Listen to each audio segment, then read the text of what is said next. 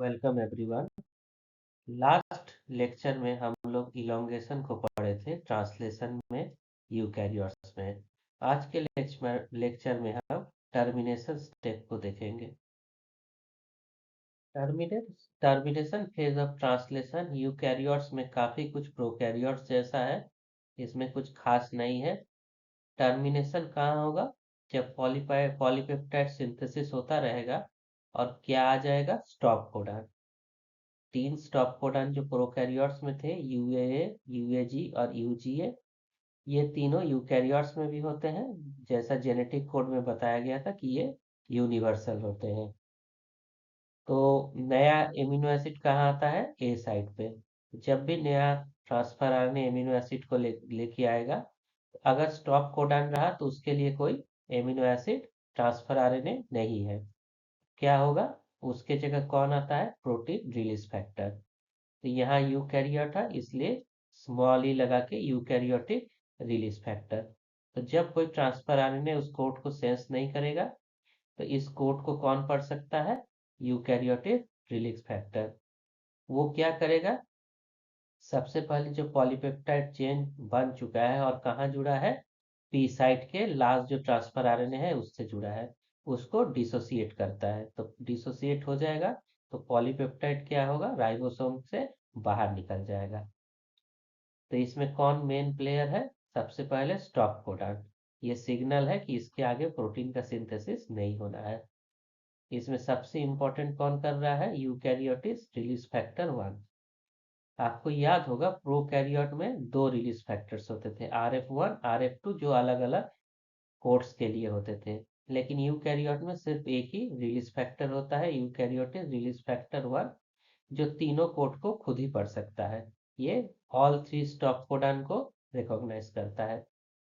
जैसे prokaryotic release factor था, उसी तरह यूकैरियोटिक रिलीज फैक्टर में भी एक जीजीक्यू मोटिफ होता है, जो इसका क्या होता है? Catalytic domain. कैटालिटिक का मतलब कि ये कोई रिएक्शन को कर सकता है, एंजाइमेटिक एक्टिविटी कर सकता है। कौन सा रिएक्शन करता है ये?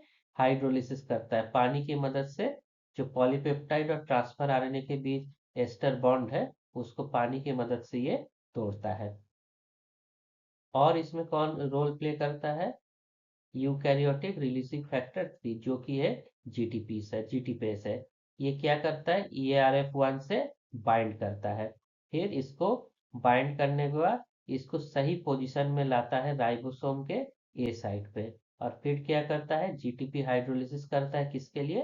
हाइड्रोलिसिस के लिए। तो इसका दो काम है। पहला काम, ये इससे बाइंड किया, दूसरा बाइंड करके इसको प्रॉपर पोजीशन में लाया।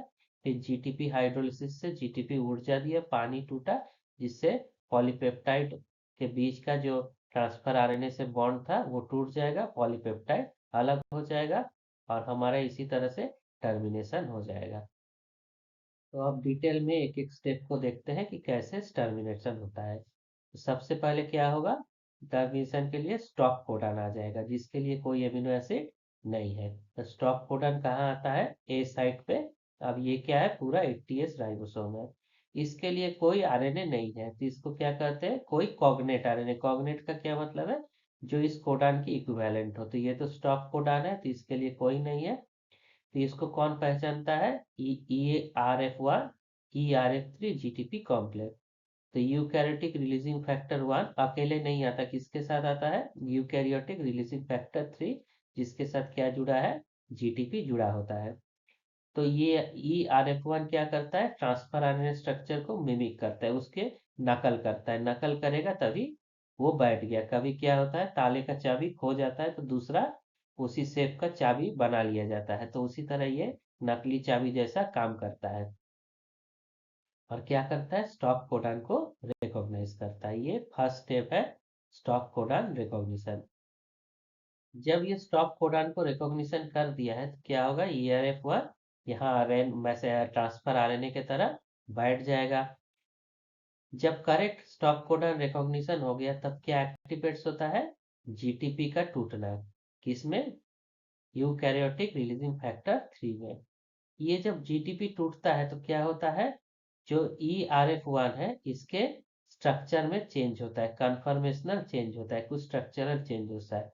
जिससे क्या होता है, यूकैरियोटिक रिलीजिंग फैक्टर 1 का जीजीक्यू मोटिव कहाँ आ जाता है, इसके पास आ जाता है, जो ट्रांसफर आरएनए से पॉलीपेप्टाइड जुड़ा है उसके पास आ जाता है। और क्या एक्टिविटी करता है, पेप्टिडिल ट्रांसफरेज एक्टिविटी करता है। पेप्टिडिल ट्रांसफरेज एक्टिविटी से क्या होता है, इसके बीच का बॉन्ड टूट जाता है। और ये सब कहाँ हो रहा है, लार्ज सब यूनिट वाले हिस्से में होता है। तो जब हाइड्रोलिसिस होगा उसमें क्या होगा, ट्रांसफर आरएनए और जो लास्ट एमिनो एसिड है वो किससे जुड़ा है, एस्टर बॉन्ड से, उसके बीच उस बॉन्ड को क्या कर देता है, तोड़ देता है पी साइट में। और जब तोड़ देगा तो ये क्या होगा, रिलीज हो जाएगा जो नया पॉलीपेप्टाइड हमारा बना है। तो एक बार फिर समझते हैं क्या हो रहा है। यूकैरियोटिक रिलीजिंग फैक्टर 1 किसके साथ आ रहा है, यूकैरियोटिक रिलीजिंग फैक्टर 3 के साथ। जब सही पेयर बन जाए, बैठ जाए, तो इसमें क्या होता है, जीटीपी हाइड्रोलिसिस होता है।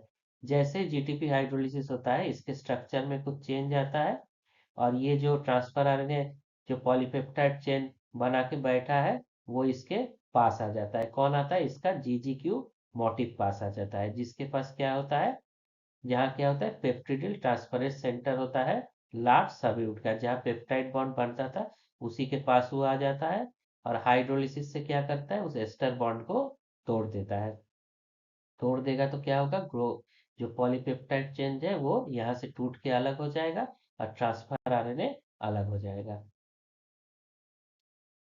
तो क्या हो गया था, ये इससे अलग हो गया, जो हमारा पॉलीपेप्टाइड बना जो आगे जाके प्रोटीन बनेगा। तो जब ये पेप्टाइड रिलीज हो जाता है उसके बाद जो यूकैरियोटिक रिलीजिंग फैक्टर 3 है, अब तो ये जीटीपी नहीं रहा, जीडीपी रहा, ये भी क्या हो जाएगा, इससे डिसोसिएट हो जाएगा। लेकिन यूकैरियोटिक रिलीजिंग फैक्टर 1 क्या है, कुछ देर के लिए यहाँ ट्रांजिट ले बाउंड रहता है।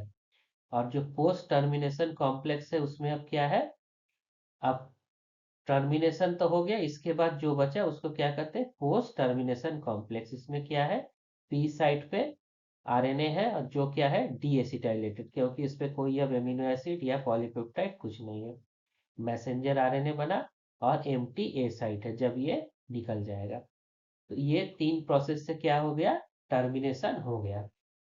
लेकिन अभी भी क्या बाकी है, राइबोसोम रिसाइक्लिंग, क्योंकि हम लोग प्रोकैरियोट में भी देखे थे कि राइबोसोम फिर से टूटेगा और अगले ट्रांसलेशन के लिए तैयारी होगा।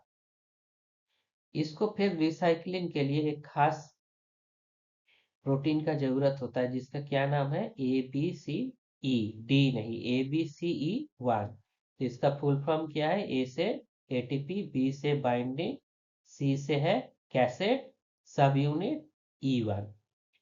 ये क्या करता है, ये भी एटीपी का यूज करके क्या करेगा, 40S और 68 को अलग करेगा कि वापस 40S जाए, फिर 43S इनिशिएशन, 48 8 कॉम्प्लेक्स ये सब बना सके। और इसमें एक खास चीज और होता है, यूकैरियोटिक इनिशिएशन फैक्टर यहाँ रिलीजिंग नहीं है, रिलीजिंग का काम सब खत्म हो गया। यूकैरियोटिक इनिशिएशन फैक्टर 3 और यूकैरियोटिक इनिशिएशन फैक्टर 1 है, ये इससे जुड़ जाता है और किस में मदद करता है, जो ये आरएनए यहाँ है इसको अलग करने में, और जो मैसेंजर आरएनए है इसको अलग करने में। और फिर क्या होता है, राइबोसोमल सब यूनिट फ्री हो जाता है और एक अलग राउंड का फिर ट्रांसलेशन स्टार्ट होता है। तो इस चीज को एक बार फिर से समझ लेते हैं कि राइबोसोम का रिसाइकलिंग कैसे हो रहा है। 68 40S जुड़ा है, मैसेंजर आरएनए जुड़ा है, और डीएसिटाइलेटेड ट्रांसफर आरएनए जुड़ा है। यूकैरियोटिक रिलीजिंग फैक्टर 3 निकल चुका है, 1 थोड़ी देर रहता है, फिर ये भी निकल जाता है। फिर इससे कौन जुड़ता है, ABCE1 protein, ATP binded cassette सब यूनिट E1। और ये किसका यूज करता है, एटीपी और एडीपी का, जिससे इसका क्या काम है, 60S को 40S को तोड़ना। जैसे ही टूटता है तो इससे कौन जुड़ जाता है, यूकैरियोटिक इनिशिएशन फैक्टर 3 और यूकैरियोटिक इनिशिएशन फैक्टर 1 है, ये सब तुरंत होता रहता है। और ये किस में मदद करता है, ट्रांसफर आरएनए और मैसेंजर आरएनए जो डीएसिटाइलेटेड था इनको हटाने में। फिर मैसेंजर आरएनए हट गया, 40 60 सब अलग हो जाते हैं और राइबोसोम वापस नेक्स्ट राउंड के लिए रेडी हो जाता है। अगर पूरे टर्मिनेशन में एनर्जी की बात किया जाए तो इसमें कहाँ का एनर्जी यूज हुआ, एक जीटीपी मॉलिक्यूल किसके लिए यूज हुआ, हाइड्रोलाइज, जिसमें ERF3 अपना जीटीपी से जीडीपी में बदल गया, वहां एक जीटीपी यूज होता है। और उससे क्या होता है, पेप्टाइड रिलीज होता है। और एक एटीपी अभी अभी हम लोग देखे, ABC1 यूज करता है किसके लिए, राइबोसोम रिसाइक्लिंग के लिए। जो यूकैरियोटिक रिलीजिंग फैक्टर 1 है, इसके 3 डोमेन होते हैं। एक होता है एन डोमेन, जिसका काम क्या होता है, रिकॉग्नाइज करना स्टॉप कोडान को, जो कैसा होता है, ट्रांसफर आरएनए के एंटीकोडान लूप जैसा होता है, तभी ये स्टॉप कोडान को रीड कर सकता है। एक होता है एम डोमेन, जिसमें क्या मोटिव होता है, GGQ, खास स्ट्रक्चर होता है जो पेप्टाइड रिलीज के लिए है। और एक सी डोमेन होता है, जो किसके इंटरेक्ट करता है, यूकैरियोटिक रिलीजिंग फैक्टर 3 के साथ।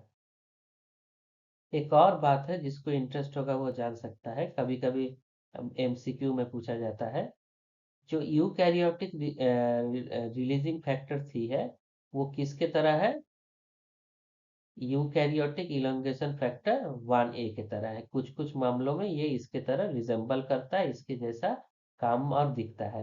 और एक्ट, इसका भी एक्ट क्या है, GT पेज देना। अब पूरे जो टर्मिनेशन फेज था यूकैरियोटिक ट्रांसलेशन का, एक बार फिर से रिकैप कर लेते हैं। एग्जाम से पहले आप इसको पढ़ सकते हैं, तो पूरा रिकैप हो जाएगा। तो सबसे पहला के स्टेप क्या था, स्टॉप कोडान एंटर्स ए साइट, सारा हो रहा था, अचानक क्या आ गया, स्टॉप कोडान आ गया। क्या था, हुआ UAA, UGA और UGA। जब स्टॉप कोडान आ जाता है, तो कौन इसको देखेगा, यूकैरियोटिक रिलीजिंग फैक्टर 1। लेकिन रिलीजिंग फैक्टर 1 किसके साथ आता है, यूकैरियोटिक रिलीजिंग फैक्टर 3 GTP के साथ। फिर क्या करता है, स्टॉप कोडान रिकॉग्निशन कौन करेगा, यूकैरियोटिक रिलीजिंग फैक्टर 1। फिर क्या होता है, यूकैरियोटिक रिलीजिंग फैक्टर 1 का GGQ मोटिव किसके मदद से, ERF3 के GTP हाइड्रोलिसिस के मदद से पेप्टाइड को रिलीज करता है। उसके बाद लास्ट स्टेप क्या है, राइबोसोम रिसाइक्लिंग, जिसमें कौन मदद करता है, ABCE1। और इसमें कौन जुड़ जाता है, यूकैरियोटिक इनिशिएशन फैक्टर 3 और 1A। और ये एक ATP का यूज करके राइबोसोम को तोड़ देता है, जो वापस नेक्स्ट राउंड के लिए तैयार हो जाता है। तो क्या इसका सिग्निफिकेंस है कि प्रेसाइज सही जगह पर टर्मिनेशन हो ट्रांसलेशन का, स्टॉप कोडान पे, ना उससे आगे हो ना पीछे हो।